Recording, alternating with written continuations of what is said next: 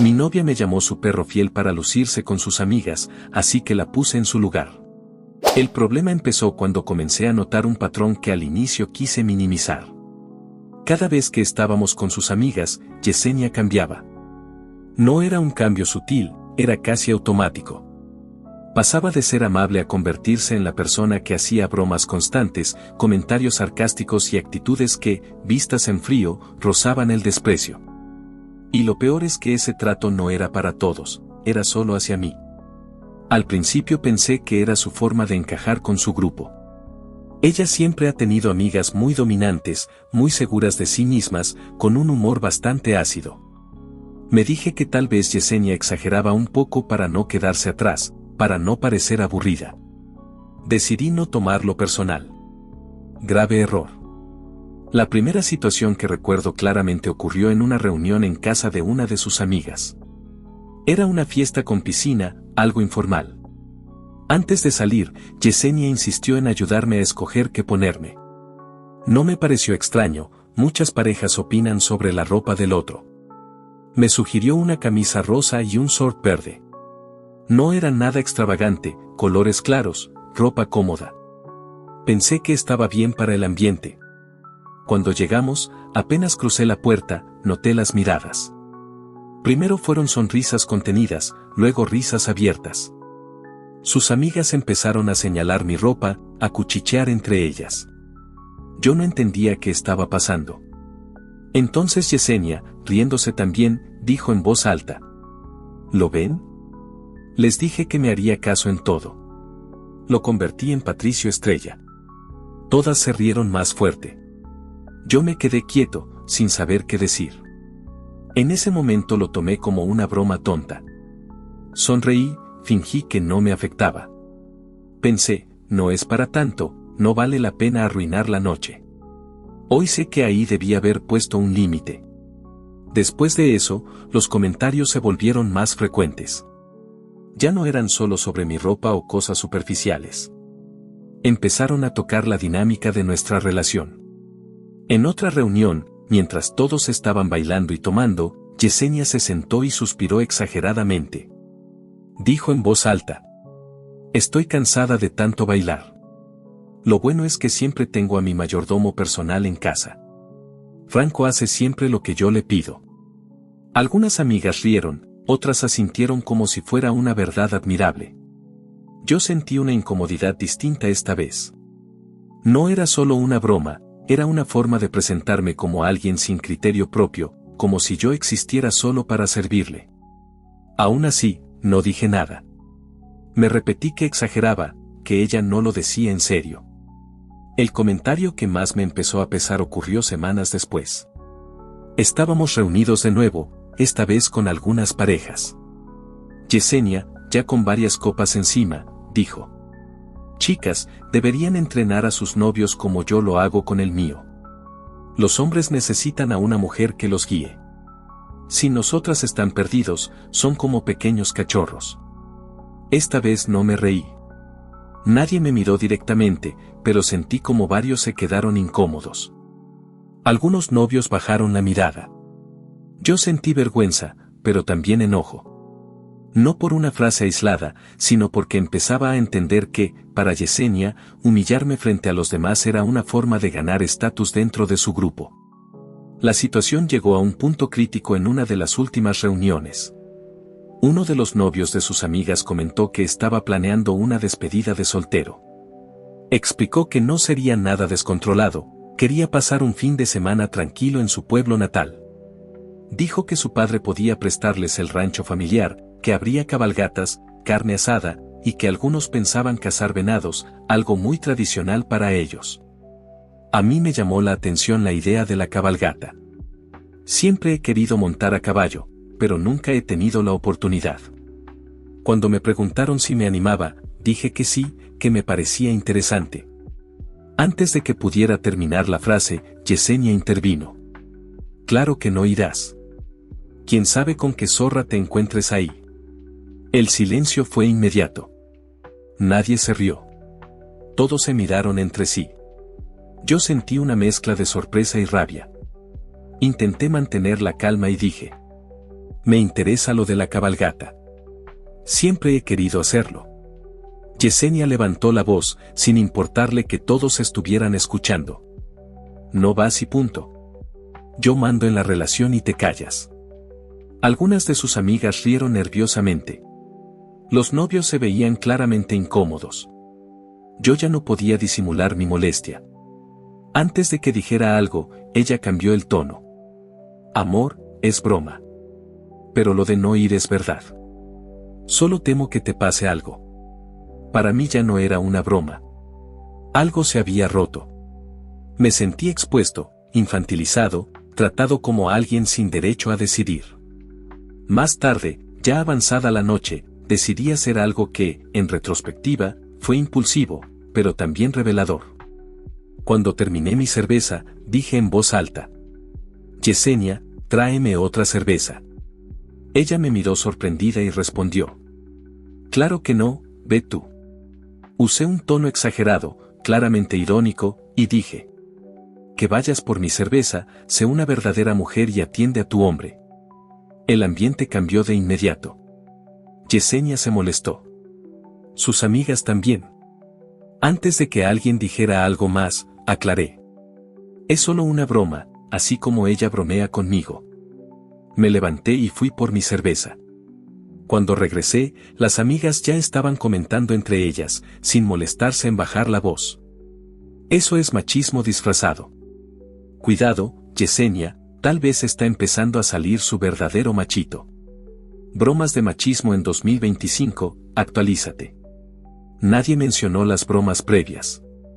Nadie habló del contexto. Solo yo había cruzado una línea. De regreso a casa, Yesenia no dejó de hablar. Me acusó de machista, de irrespetuoso, de haberla humillado frente a sus amigas. Yo intenté explicarle que solo había replicado el mismo tipo de comentario que ella llevaba meses haciendo conmigo. No quiso escucharlo. Finalmente, cansado, le dije que necesitábamos un acuerdo claro, no más bromas hacia mí frente a los demás, y yo no haría bromas hacia ella. Nada de humillaciones disfrazadas de chistes. Nada de juegos de poder. Después de varias excusas y justificaciones, aceptó. Dijo que estaba bien, que lo entendía. Después de aquel acuerdo, yo de verdad pensé que las cosas iban a cambiar. No de una forma mágica, pero al menos lo suficiente para que la relación dejara de sentirse como una competencia o un espectáculo frente a otras personas. Durante varios días, Yesenia estuvo más tranquila. No hubo comentarios sarcásticos ni bromas incómodas. Yo quería creer que había entendido el punto. La siguiente reunión fue en casa de una de sus amigas. Desde que llegamos, el ambiente se sentía distinto. No había esa tensión constante que yo ya había aprendido a identificar. Las chicas estaban en la cocina picando verduras, riéndose entre ellas, hablando de cosas cotidianas. Nada dirigido hacia mí. Afuera, en el patio, los novios estábamos encargados de asar la carne. Era una dinámica normal, sin imposiciones ni burlas. Yo me sentía bien. Relajado, incluso optimista. Pensé que tal vez había exagerado en mi cabeza los episodios anteriores, que el acuerdo había servido. Mientras volteábamos la carne, uno de los chicos, el novio de una de las amigas de Yesenia, se me acercó y me habló en voz baja. Oye, se siente diferente hoy todo, ¿no? Yesenia está muy calmada. Asentí con una sonrisa leve. Sí, hablamos un poco sobre el tema y acordamos tratarnos con el respeto debido. El chico sonrió, genuinamente sorprendido. Qué bien, la verdad. Qué pareja tan madura. Yo respondí casi de forma automática, todavía con esa sensación de alivio. Claro, hablando es como se entiende la gente. Y por un momento lo creí de verdad. No habían pasado ni 5 minutos cuando escuché la voz de Yesenia desde la cocina. Franco, ¿puedes traerme mi bolso? Lo dejé en el auto. No me pareció nada raro. Le dije que sí y caminé hacia el coche. Abrí las puertas, revisé los asientos, la cajuela, incluso debajo de los asientos. No había nada. Volví a revisar con más calma, pensando que tal vez lo había pasado por alto. Nada. Regresé a la casa y le dije: no lo encontré. ¿Segura que no lo dejaste en casa? Yesenia negó con la cabeza. No, sí lo traje. Bueno, tal vez está en la sala de arriba. ¿Puedes buscarlo ahí, por favor? Subí las escaleras. Revisé la sala, los sillones, las mesas, incluso el baño cercano. No había ningún bolso. Empezaba a sentir una ligera incomodidad, pero aún no sospechaba nada. Para no estar yendo y viniendo, decidí llamarla por teléfono. Yesenia, no hay nada. ¿No tienes alguna idea de dónde más podría estar? Del otro lado de la línea respondió con un tono suave, casi cantado. Ahí debe estar, amor. Busca bien, busca. Mientras hablaba, alcancé a escuchar risas de fondo. No carcajadas abiertas, sino risas contenidas. En ese momento algo se activó dentro de mí. Una sensación conocida, desagradable. Bajé las escaleras con el estómago tenso. Me acerqué a ella y dije, ya más serio. No había nada, Yesenia. Entonces pasó. Ella soltó una risa abierta, exagerada. Metió la mano detrás de ella y sacó su bolso, mostrándolo como si fuera un truco de magia. Siempre estuvo aquí. Debes agudizar ese olfato, perrito. Las risas explotaron alrededor. Sus amigas se doblaban de la risa. Yesenia, aún riéndose, añadió dirigiéndose a ellas. ¿Lo ven? Les digo que hará lo que yo le diga. Pobrecito de mi noviecito. Sentí como algo se rompía. No fue enojo inmediato, fue una mezcla de vergüenza, traición y cansancio acumulado. Di un paso al frente y dije con voz firme. Basta, Yesenia. Ella me miró con una sonrisa que ya no tenía nada de dulce. No te enojes, amor. Solo es una broma. Solo quería demostrarles que seguía siendo mi perrito fiel. Ahí fue cuando perdí el control. No grité, pero mi voz salió dura, cortante. Oye, ¿tú estás estúpida o qué? El silencio fue absoluto. Las risas murieron al instante. Todas las miradas se clavaron en mí. Continué, ya sin freno. ¿Qué son estas bromas de mierda? ¿Puedes dejar de comportarte como una idiota por un segundo? Yesenia abrió los ojos, visiblemente sorprendida, y respondió con un tono ofendido. Tranquilo, amor. No es tampoco para que me insultes. Eso solo empeoró todo. ¿Y todos los insultos hacia mí qué? Respondí. Me tienes harto. Solo eres una idiota que quiere impresionar a las idiotas de sus amigas. Una de las amigas intervino de inmediato, volteando hacia su novio. Amor, ¿ves lo que me dijo este tipo? El novio se acercó a mí, con una expresión tensa. Estás ebrio, hermano. Cálmate. Me tomó del brazo y me jaló hacia un lado.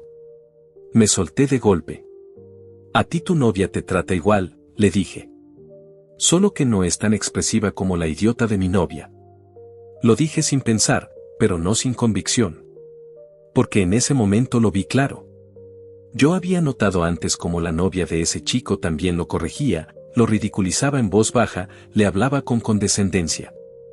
No tan evidente, no tan teatral, pero estaba ahí. El ambiente era irrespirable. Nadie sabía qué decir. Algunos evitaban mirarme, otros miraban a Yesenia esperando que reaccionara. Yo sentía el pecho apretado, las manos temblando, no por alcohol, sino por todo lo que llevaba acumulado desde hacía meses. El novio de la otra chica fue el primero en reaccionar después de mis palabras. Se puso frente a mí, con el ceño fruncido, intentando recuperar el control de la situación. Eso se discute en privado y no frente a todos, dijo con voz firme. Y no te permitiré que insultes a mi novia. Lo miré unos segundos. No lo dije con burla, lo dije con cansancio, casi con curiosidad genuina. Eso, demuéstrale que la defiendes, respondí. ¿Tú también eres un perrito fiel? El tipo se tensó de inmediato. Dio un paso hacia mí, claramente molesto. Pero lo que nadie esperaba fue la reacción de su novia. En lugar de indignarse, empezó a reírse. No fue una risa nerviosa ni incómoda. Se estaba riendo de verdad. El tipo se giró hacia ella, desconcertado. ¿De qué te ríes? O sea, te estoy defendiendo y te burlas de mí. Ella siguió riéndose unos segundos más antes de contestar. Es que sí fue gracioso. Ese comentario lo descolocó por completo. Se quedó mirándola como si no la reconociera. Luego volteó hacia mí, con una expresión amarga, y dijo: pues tal vez no estabas tan equivocado, si es una idiota. Lo dijo sin levantar la voz, pero con una mezcla de decepción y enojo que se sentía pesada. Acto seguido, tomó sus cosas y se fue de la fiesta sin despedirse de nadie. La puerta se cerró con fuerza. Por unos segundos nadie habló. El silencio era incómodo, casi denso. Entonces la chica, como si nada hubiera pasado, miró a Yesenia y dijo: Yesenia, calma a tu novio. Hizo que el mío se enojara. Esa frase me hizo hervir la sangre. No por lo que decía, sino por la ligereza con la que reducía todo a una molestia pasajera, como si el problema fuera que alguien se había ido, no todo lo que había detrás. Yesenia dio un paso al frente. Ya no estaba riéndose. Tenía el rostro tenso, los brazos cruzados. Eres un machista sin remedio, me dijo. Insultar a todas las mujeres que estamos aquí es caer muy bajo. Eso fue el punto final para mí. Sentí como el enojo que había estado conteniendo se desbordaba. Le respondí sin gritar, pero con una claridad que ya no intentaba cuidar a nadie. Otra vez con lo del machismo, dije: ¿es lo único que saben decir? No te insulto porque seas mujer. Te insulto porque eres una persona desesperada por atención, que no tiene humor propio y necesita burlarse de los demás para lucirse frente a sus amigas, que están igual de vacías que tú. Algunas de ellas abrieron la boca, otras negaron con la cabeza. Nadie me interrumpió. ¿Y sabes qué? Continué. Se acabó. Eres un fastidio constante. Y yo también soy un idiota por no haberte mandado lejos antes. No esperé respuesta. No quise escucharla. Tomé mis llaves, mi chaqueta y caminé hacia la salida. Sentí miradas clavadas en la espalda, pero no me importó. En ese momento solo quería irme. Salí de la casa y respiré aire frío. Sentía el corazón acelerado, las manos temblando. Caminé directo al auto. Cuando estaba a punto de subir, escuché pasos detrás de mí. Franco, espera, dijo Yesenia. No me detuve. Abrí la puerta y me senté al volante. Ella llegó justo cuando estaba cerrando. Por favor, perdóname, dijo. Me pasé, lo sé. Fue una broma, se me fue de las manos. No quise que llegara a esto. Arranqué el auto. Ella se puso frente al coche, obligándome a frenar. Franco, hablemos. No te vayas así. La miré a los ojos. Por primera vez en mucho tiempo, no sentí culpa ni ganas de justificar nada. Ya hablamos, le dije. Y no cambió nada. Se hizo a un lado lentamente. Arranqué y pisé el acelerador con fuerza. No miré por el retrovisor. No quería verla llorar, no quería escuchar más explicaciones. El camino se me hizo largo, aunque no lo era. Mientras manejaba, repasaba cada escena, cada comentario, cada risa a costa mía. Me di cuenta de que no era una discusión aislada, era la culminación de meses de aguantar cosas que nunca debí permitir. Llegué al departamento que compartíamos. Apagué el motor y me quedé unos segundos sentado, en silencio. El lugar estaba oscuro y vacío. Subí, entré y dejé las llaves sobre la mesa. No me quedé mucho tiempo en el departamento. De hecho, apenas crucé la puerta supe que no iba a pasar ni un segundo más ahí. Todo se sentía cargado, como si el lugar mismo me recordara cada momento en el que me quedé callado cuando debía hablar, cada vez que me convencí de que exageraba, de que no era para tanto. Fui directo a la habitación. Abrí el closet y tomé lo indispensable, ropa, documentos, el cargador del teléfono. No hice maletas, solo metí todo en una mochila. No quería pensar demasiado ni darme tiempo de dudar. Mientras guardaba mis cosas, me di cuenta de algo que me dejó frío, no sentía tristeza. Sentía cansancio, pero también una especie de alivio incómodo, como cuando finalmente aceptas una verdad que llevabas tiempo evitando. Salí del departamento sin mirar atrás y conduje hasta la casa de mis padres. Eran ya altas horas de la noche, pero aún así me recibieron sin preguntas innecesarias. Me ofrecieron quedarme, me dieron un lugar donde dormir y, sobre todo, silencio. Ese silencio fue más reparador que cualquier conversación. A la mañana siguiente desperté con varios mensajes perdidos de Yesenia. No los abrí de inmediato. Me tomé el tiempo para pensar si realmente quería volver a escucharla. Al final decidí que no. No porque no tuviera nada que decir, sino porque ya había dicho todo lo importante la noche anterior. Más tarde me llamó. Dejé que sonara hasta que se cortó. Luego volvió a llamar. No contesté. Finalmente me escribió diciendo que necesitábamos hablar en persona, que lo de anoche se había salido de control, que no era justo terminar así. Le respondí con un solo mensaje, corto y directo, que no quería verla, que no había nada más que hablar y que me dejara en paz. No cuidé el tono. Ya no me importaba parecer amable. Su respuesta llegó unas horas después, y fue larga. Muy larga. Me llamó poco hombre. Dijo que cómo me atrevía a dejarla desamparada y sola, que era un irresponsable. Me acusó de huir en lugar de enfrentar los problemas como un verdadero hombre. Dijo que todo esto demostraba que yo era un machito inseguro, incapaz de soportar que una mujer brillara más que él. Que mi ego no podía con una mujer fuerte, segura y dominante. Leí el mensaje completo sin interrumpirlo. No sentí rabia. Tampoco culpa. Lo que sentí fue claridad. Por primera vez entendí que, para ella, yo no había sido una pareja, sino un recurso. Alguien que validaba su imagen frente a los demás. Alguien que podía usar como ejemplo, como accesorio, como blanco de bromas para sentirse superior. Cuando dejé de cumplir ese papel, cuando puse un límite real, dejó de verme como alguien con quien compartir y empezó a verme como un enemigo. No le respondí. Bloqueé su número.